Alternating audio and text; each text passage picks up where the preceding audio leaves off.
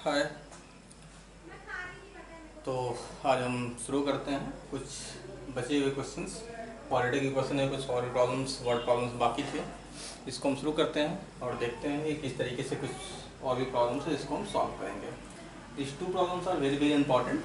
अब exam point of view से देखा जाए तो ये दोनों क्वेश्चंस काफ़ी इंपॉर्टेंट है और कई सारे क्वेश्चन पूछे भी जा चुके हैं, कई साल के एग्जामिनेशन में पूछे भी जा चुके हैं। तो इसको एक बार एक्सप्लेन करते हैं और फिर उसके बाद हम फिर आते हैं अपने नेचर ऑफ फ्रूट्स पे कि how to find the nature of fruits. तो हमारा क्वेश्चन क्या था? पहला क्वेश्चन हमारे पास ये है कि two water tap together can fill a tank in 9 whole 3/8 hours. यानी अगर दो वाटर टैप एक टैंकी को इतने आवर्स में फिल कर देते हैं तो पता करना है the tap of larger diameter takes 10 hours less than the smaller one.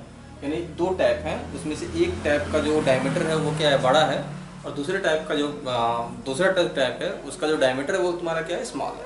तो ऑब्वियसली जो बड़ा डायमीटर वाला टैप है उससे ज़्यादा पानी गिरेगा, तो ज़्यादा पानी गिरेगा तो वो कम टाइम लेगा और छोटा वाला ज़्यादा टाइम लेगा। तो यही बोला गया है कि जो लार्जर वाला डायमीटर है यानी जो लार्जर टैप है वो स्मॉलर वाले से 10 आवर्स कम लेता है। तो कह रहा है fill the tank separately, find the time in which each tap can separate fill in the tank.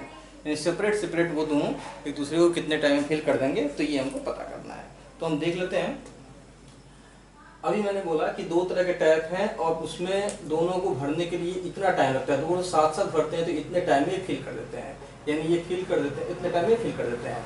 बोला गया कि जो पहला टैप है, जो बड़ा वाला टैप है और जो छोटा वाला टैप है, इसमें बोला गया कि जो बड़ा वाला टैप है वो छोटे वाले टैप से 10 आवर्स कम लेता है। इसका मतलब अगर छोटा वाला टैप का टाइम हमको पता रहे कि छोटे वाला टैप में इतने देर में भर देता है, तो बड़े वाला टैप का ऑटोमेटिक हमको पता चल जाएगा।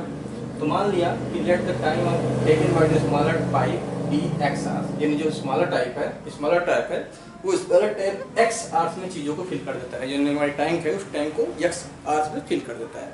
तो अगर ये एक्स आवर्स में फिल कर देता है तो बड़ा वाला टैंक कितने देर में फिल करेगा? उसे 10 घंटे का कम टाइम लगेगा।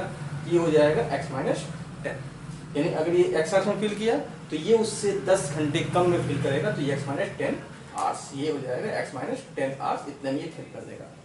अब हम क्या करते हैं, अगर ये x आवर्स में फिल कर रहा है तो 1 घंटे में कितना काम करेगा? तो इसमें लिखा गया कि so the tank fill by the smaller tank in 1 hours, यानी 1 घंटे में कितना फिल करेगा। अगर ये पूरा टैंक x घंटे में फिल करता है, x आवर्स में फिल करता है, तो 1 घंटे में कितना फिल करेगा? उसी टैंक का 1/x फिल करेगा, तो ये हो जाएगा 1/x। इतना टैंक ये स्मॉलर वाला 1 घंटे में फिल कर देगा। सिमिलरली लार्जर कैसे फिल करेगा? 1 घंटे में इसका भी टाइम निकालना है तो 1/x माइनस 10 ये इतना फिल कर देगा 1 आवर्स में। अगर ये दोनों मिल के, क्योंकि हमसे क्या पूछा गया है कि फाइंड द टाइम, ये जो दिया गया है वो क्या दिया गया है? ये दिया गया है कि दोनों मिल के इतने टाइम में फिल कर देते हैं।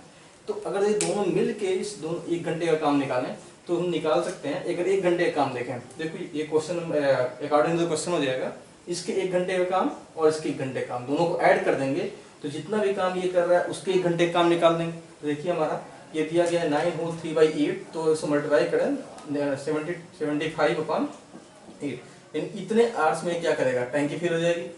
तो अगर इतने आवर्स में टैंकी फिल हो जाएगी तो 1 आवर्स में कितना, यानी 1 आवर्स में कितना फिल होगा? तो इसका रेसिप्रोकल कर दीजिए 8/75, यानी इतना पार्ट 1 घंटे में फिल होगा। और ये क्या है? 1 घंटे का पार्ट है, ये भी क्या है? 1 घंटे का पार्ट। तो दोनों का 1 घंटे का काम निकालें तो दोनों ऐड हो जाएंगे, और ये दोनों ऐड होकर किसके बराबर होंगे? इसके बराबर होंगे। ये हो जाएगा 8/75। अब इसको सॉल्व किया गया है। सॉल्व करने के लिए हमने क्या किया, इसका एलसीएम लिया, ये दोनों लाइन एक ही हो गई है, इसका हमने एलसीएम लिया तो x और x माइनस 10 का एलसीएम हो जाएगा x इंटू x माइनस 10, ये x कैंसिल होगा, x माइनस 10 बचेगा, ये हमारा ऊपर आ गया यहाँ, ठीक है। x माइनस 10 से x माइनस 10 कैंसिल होगा, x बचेगा, वो हमारा यहाँ आ गया। फिर x और x मिलकर 2x हमारे 10 प्लेस पे है, इसको मल्टीप्लाई कर दिया x स्क्वायर, इसको इससे मल्टीप्लाई किया माइनस 10x, और ये हो जाएगा 8/75। अब इसको इधर देख लेते हैं, 75 के इधर मल्टीप्लाई करते हैं हो जाएगा 150x माइनस 750 इक्वल टू इस 8 कैसे मल्टीप्लाई करते हैं 8x स्क्वायर माइनस 80x हो जाएगा। 8x अपने प्लेस पे है, 80 भी अपने प्लेस पे है, लेकिन 150 को अगर इस साइड करेंगे तो पॉजिटिव इधर आएगा तो निगेटिव, और ये निगेटिव मिलकर दोनों को ऐड कर देगा तो माइनस 230x हो जाएगा। ये माइनस में था, इधर आएगा तो प्लस इक्वल टू 0।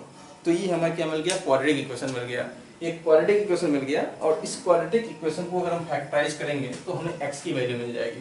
तो तो हमने क्या किया है 750 इंटू 8, 750 इंटू 8 को फैक्टराइज कर दिया।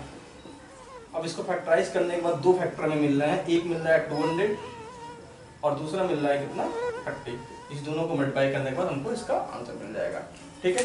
तो और इससे इस दोनों का सम हमको मिल के आना चाहिए 230, जिसको फैक्टराइज कर दिया 8x इसको हमारा 200x minus 30x plus 75 750 is equal to 0। इस दोनों में अगर हम 8 के x कॉमन लेते हैं तो यहाँ x बचेगा, इसमें 25 बच जाएगा। इस दोनों में अगर हम माइनस 30 कॉमन लिए तो यहाँ से x बच जाएगा और यहाँ से कॉमन लिया तो 25 बच जाएगा। ये माइनस हमने कॉमन लिया इसलिए साइन यहाँ पे क्या हो गया चेंज हो गया, is equal to 0। x minus 25 x minus 25 common, ये बच गया 80x, ये बच गया 30, तो 80x माइनस 30 ये हो गया। अब देखिए ये दोनों का प्रोडक्ट हमारा किसके बराबर है 0 के बराबर है, तो या तो ये 0 होगा सेपरेट या तो ये 0 होगा सेपरेट। तो अगर इसको सेपरेटेड 0 किया तो x की वैल्यू कितनी आ गई 25 आ गई, इसको सेपरेट 0 किया तो इसकी वैल्यू कितनी आ गई इतना आ गया 30/8 आ गया। अब इसको सॉल्व करें तो कितना आ रहा है 3.75 आवर्स, यानी 3.75 आवर्स आ रहा है। तो अब देखिए अगर 3.75 आवर्स हम देखते हैं यहाँ तो यहाँ x माइनस 10 है, तो यहाँ अगर हम देखें तो x की वैल्यू कितनी आ गई 3 माइनस 75 और माइनस 10 अगर करेंगे तो ये वैल्यू नेगेटिव आ जाएगी। तो अगर ये नेगेटिव वैल्यू आ जाएगी इसका मतलब ये पॉसिबल नहीं है, ये पॉसिबल नहीं है क्योंकि टाइम हमारा क्या होगा नेगेटिव नहीं आ सकता, इसलिए ये हमारी x की वैल्यू कितनी हो जाएगी 25 हो जाएगी और x की वैल्यू 25 होगी। लार्जर टाइम इसको कितना भरने में कितना लगेगा, यानी 15 आवर्स का टाइम लग जाएगा। पहले घंटे को पहले टैप को भरने में इसको 25 आवर्स का टाइम लगेगा और दूसरे टैप को भरने में इसको कितना टाइम लगेगा 15 आवर्स का टाइम लगेगा, ठीक है। तो like this we have to solve this questions. Next देखते हैं, ये भी बहुत इंपॉर्टेंट क्वेश्चंस है और काफ़ी ईयर के एग्जामिनेशन में पूछा भी गया है, इसको हम देख लेते हैं। देखिए दिया गया है sum of the area of both square, sum of the area of both two square is 468, यानी दो स्क्वायर हैं, एक स्क्वायर मान लीजिए ये हो गया और दूसरा स्क्वायर मान लीजिए ये हो गया, दोनों का साइड क्या है डिफरेंट है। तो अगर दो अलग अलग स्क्वायर का सम एरिया का जो सम है वो कितना है 468 है, तो ऑब्वियसली अगर ये स्क्वायर होगा तो इसका कुछ ना कुछ साइड होगा, ये स्क्वायर होगा तो इसका कुछ ना कुछ साइड होगा। तो अगर इसका ये साइड है x तो इसका एरिया अगर निकालने तो कितना हो जाएगा स्क्वायर हो जाएगा, इसका एरिया निकालने तो कितना हो जाएगा y स्क्वायर हो जाएगा। ये बात समझ में आ रही है। फिर से देखिए दिया गया है sum of the area of both two square is 468 metre square, यानी 468 मीटर स्क्वायर है। फिर बोला गया if the difference of their perimeter, अब इसके पेरीमीटर और इसके पेरीमीटर का डिफरेंस निकालें तो इसका पेरीमीटर कितना बना सकता है 4y बना देगा, 4x बना देगा, इसका पेरीमीटर कितना बनाएगा 4y बना देगा। तो इसके और इसके पेरीमीटर का जो डिफरेंस है वो कितना है 24 है। तो find the side of the two square, उसके दोनों स्क्वायर के साइड पता करना है। तो हमने मान लिया कि let the side of first square equal to x metre, second की वैल्यू कितनी होगी y मीटर मान लिया, सो दैट एरिया की वैल्यू कितनी हो जाएगी first square equal to x square और सेकंड का लिखा तो y स्क्वायर होगा। जो क्वेश्चन में दिया गया है पहले क्वेश्चन में क्या दिया गया है अकॉर्डिंग टू दिस, यानी दोनों का सम एरिया का सम कितना है 462 है, तो हमने पहला condition according to first condition x square plus y square equal to 468। जो हमारा पहला कंडीशन दिया गया है कि एरिया जो है दोनों स्क्वायर का एरिया का सम 468 है, तो हमने दोनों का फर्स्ट का एरिया और सेकंड का एरिया दोनों का सम किया 468 बना दिया, इक्वेशन फर्स्ट बन जाएगा। दूसरे में क्या दिया गया है कि जो पहले का पेरीमीटर है और जो दूसरे का पेरीमीटर है उस दोनों का जो डिफरेंस है वो 24 है। तो हमारा पहला पेरीमीटर और दूसरा पेरीमीटर देखिए, फर्स्ट पेरीमीटर सेकंड पेरीमीटर दोनों का डिफरेंस कितना है 24 है। अगर ये 4 से सबको डिवाइड कर दे तो x minus y equal to 6 आ जाएगा, यानी यहीं से हमको वैल्यू मिल जाएगी x equal to 6 plus y, जो कि इसको हमको क्वाड्रेटिक से सॉल्व करना है।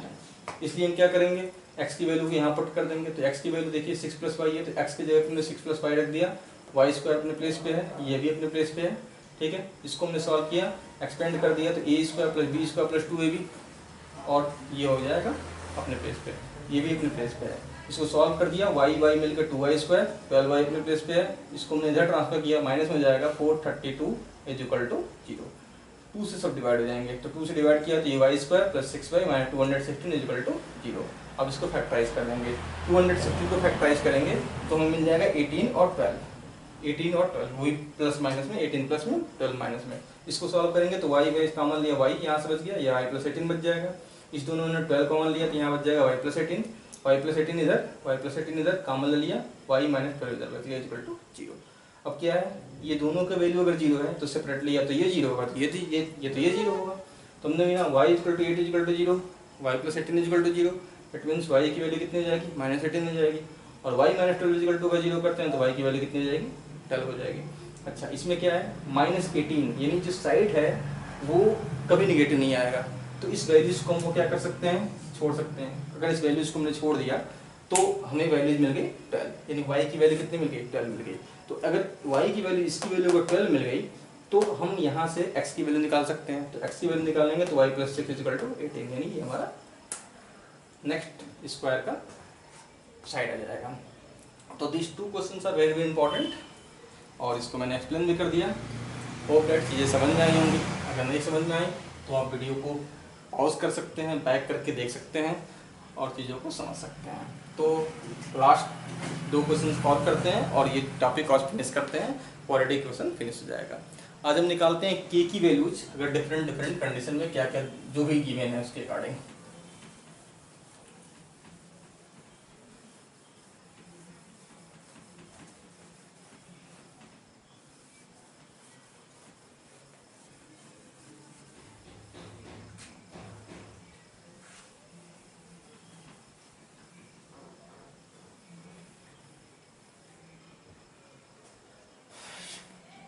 कल हम लोगों ने कुछ कंडीशन देखे थे, पहले क्वेश्चन लिख लेते हैं फिर कंडीशन देखते हैं। चलिए पहले हम कंडीशन देख लेते हैं। हमारे पास 3 कंडीशन थी। पहली चीज तो डी क्या होता है, डी हमारा क्या है, इसको हम बोलते हैं डिस्क्रिमिनेंट। क्या बोलते हैं, डिस्क्रिमिनेंट बोलते हैं। और डिस्क्रिमिनेंट की वैल्यू कितनी होती है, b² - 4ac, ये हमारी वैल्यू होती है। ठीक है, इसमें फर्स्ट कंडीशन हमने देखा था कि अगर b² - 4ac पॉजिटिव है तो क्या होगा, b² - 4ac = 0 है तो क्या होगा। और तीसरी कंडीशन थी b² - 4ac > 0 है तो क्या होगा। ठीक है, इसके लिए मैंने कुछ बताया था कि अगर b² - 4ac की वैल्यू 0 आती है, >0 आती है यानी पॉजिटिव आती है, तो इसके रूट्स के नेचर हमारे कैसे मिलते हैं। अगर ये 0 आता है तो रूट्स कैसे होते हैं, और अगर नेगेटिव हो जाता है तो नेचर कैसे हो जाते हैं। इस दोनों के लिए मैंने बताया था कि इस दोनों में क्या होगी, रियल वैल्यू जाएगी, इसमें क्या होगा, इमेजिनरी वैल्यू आएगी। ठीक है, ये तो आपको समझ में आ रहा होगा। फर्स्ट 2 कंडीशन के लिए रियल वैल्यू जाती है, यानी जो रूट्स आएंगे वो रूट्स क्या होंगे, रियल होंगे। अगर एक कंडीशन जो लेस देन नेगेटिव वाला है उसमें क्या होती है, वैल्यू इमेजिनरी जाती है, यानी नो रियल होता है। लेकिन ये दोनों कंडीशन में रियल है, इसका मतलब क्या होगा, क्या इसमें डिफरेंस है। तो यहाँ पे हमारा क्या होता है, वैल्यू डिस्टिंक्ट आती है, यानी जो रूट होते हैं वो क्या होते हैं, डिस्टिंक्ट होते हैं। और यहाँ जो रूट होते हैं वो हमारे क्या होते हैं, इक्वल होते हैं। ये चीज़ हम लोगों ने कल देखा था। ठीक है, एक बार और याद कर लीजिए अच्छे से। b² - 4ac > 0 और b² - 4ac = 0 के लिए रियल होती है, लेकिन दोनों केस के लिए अलग अलग, पहले के लिए डिस्टिंक्ट, दूसरे के लिए इक्वल। इस केस में इमेजिनरी वैल्यू आएगी। तो अब इसके लिए हम क्वेश्चन को सॉल्व करते हैं। इसमें दिया गया है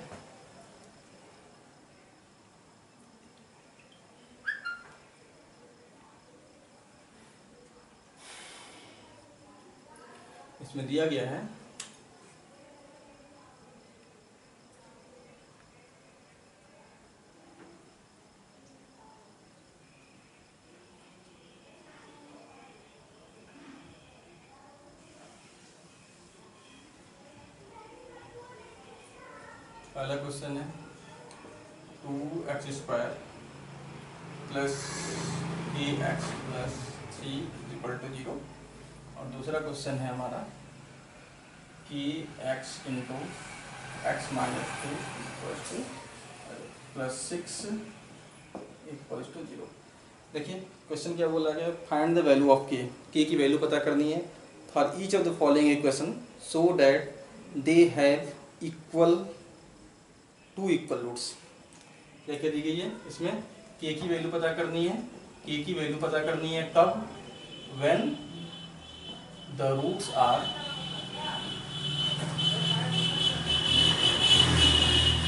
रियल एंड इक्वल, अगर ये कंडीशन है, रूट्स अगर रियल और इक्वल है तो उसके लिए हमको के की वैल्यू पता करनी है।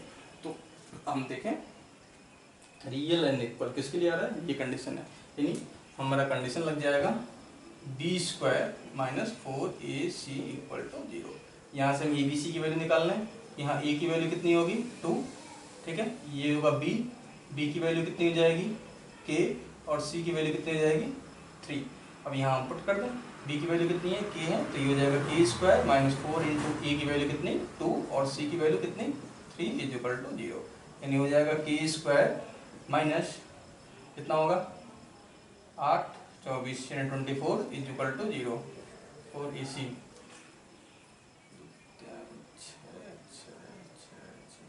ठीक है, इज इक्वल टू 0। तो ये हो जाएगा हमारा के स्क्वायर इज इक्वल टू 24, ठीक है, यानी के की वैल्यू अगर निकालें तो के की वैल्यू कितने निकल जाएगी, ये हो जाएगा 2√6, ठीक है। अगर इसको हम फैक्टराइज कर दें, ऐसे नहीं समझना है तो ऐसे कर लीजिए, इसको हम फैक्टराइज करें 24 को क्या लिख सकते हैं 2 इंटू 2 इंटू 2 2 दिन 4 8 3 की 24, यही तो होगा 2 दिन 4 2 8 3 24, यानी ये हो जाएगा, ये पेयर निकल गया 2 और ये नीचे आ गया 2√6, यानी के की वैल्यू कितनी हो जाएगी प्लस माइनस 2√6 आ जाएगी, प्लस माइनस 2√6 आ जाएगी, के स्क्वायर है, के स्क्वायर यानी प्लस के साथ अगर इस वैल्यू को ऐड करें मल्टीप्लाई करें तब भी ये वैल्यू आ जाएगी, और नेगेटिव के साथ इसकी करें तब भी ये वैल्यू आ जाएगी। तो के स्क्वायर की वैल्यू कितनी हुई 24, यानी के की वैल्यू प्लस माइनस 2√6, ये हमारी के की वैल्यू हो जाएगी। सेम ये यहाँ करते हैं, इसमें देखिए पहले तो इस इक्वेशन को बनाना पड़ेगा, क्वाड्रेटिक बनाना पड़ेगा, तो क्वाड्रेटिक बना लेते हैं, इतना मल्टीप्लाई कर दो, ये हो जाएगा के x square minus 2kx plus 6 is equal to 0। Now it is quadratic, ठीक है, ए की वैल्यू निकालते हैं, ए इज इक्वल टू कितना है के, बी की वैल्यू कितनी है -2k, सी की वैल्यू कितनी है 6। अब हम निकाल लेते हैं b square minus 4ac is equal to 0। तो यहाँ से करते हैं, बी की वैल्यू कितनी है -2k, यानी -2k whole square minus 4 into a की वैल्यू कितनी के और सी की वैल्यू कितनी 6 इज इक्वल टू 0। इसको सॉल्व करें तो ये हो जाएगा 4k स्क्वायर माइनस ये हो जाएगा 4k6 हो जाएगा, 4 इंटू 6 इंटू के कर लो इज इक्वल टू 0। अब देखो यहाँ भी 4 है, यहाँ भी 4 है, 4 से सब में डिवाइड कर देते हैं, ये हो जाएगा के स्क्वायर इज इक्वल टू कितना 6k हो जाएगा। ये बात समझ आई, 4 यहाँ से घटा दिया 4 यहाँ से घटा दिया, कितना बचा के स्क्वायर और यहाँ बचा 6k, के स्क्वायर अपने जगह पे है, ये माइनस था इसको इधर कर दिया प्लस हो गया, यानी दिस के एंड के विल बी कैंसिल आउट, तो के की वैल्यू कितनी हो जाएगी 6 हो जाएगी।